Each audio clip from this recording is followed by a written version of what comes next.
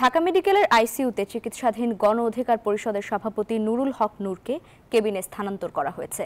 সকালে ঢাকা মেডিকেলের পরিচালক ব্রিগেডিয়ার জেনারেল মোহাম্মদ আসাদুজ্জামান জানান, নূরের শারীরিক অবস্থার উন্নতি হচ্ছে। আগামী এক সপ্তাহের মধ্যে রিলিজ দেয়া যেতে পারে। তবে শরীরের বিভিন্ন অংশের ক্ষতস্থান সেরে উঠতে 4 থেকে 6 সপ্তাহ সময় লাগবে। নাকের ভাঙা অংশ নির্দিষ্ট স্থানে থাকায় নাক স্বাভাবিক হয়ে যাবে। চিকিৎসকদের পরামর্শে স্বাভাবিক খাবার গ্রহণ করতে পারছেন নূর। এদিন নূরের শারীরিক অবস্থার খোঁজ নিতে ঢাকা মেডিকেলে আসেন নৌপরিবহন উপদেষ্টা ব্রিগেডিয়ার জেনারেল অবসরপ্রাপ্ত ডক্টর এম সাখাওয়াত হোসেন। আজকে সকালে একজন উপদেষ্টা কেবিনেও আসলে রোগীর পাশে যত অ্যাটেন্ডেন্ট ওনার সব ক্ষেত্রেই উন্নতি হচ্ছে। আপনি জানেন যে ওনার যে নাকের হাড়ে যেটা ফ্র্যাকচার হয়েছে বা ম্যাক্সিলার যে ফ্র্যাকচার হয়েছে, এটার জন্য আসলে একটু ওয়েট করতে হবে। 4 থেকে 6 সপ্তাহ সময় লাগবে।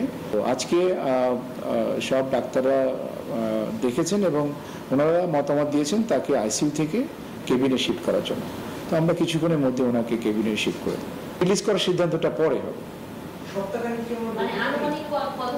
হ্যাঁ, আনুমানিক 1 সপ্তাহ বলতে পারেন।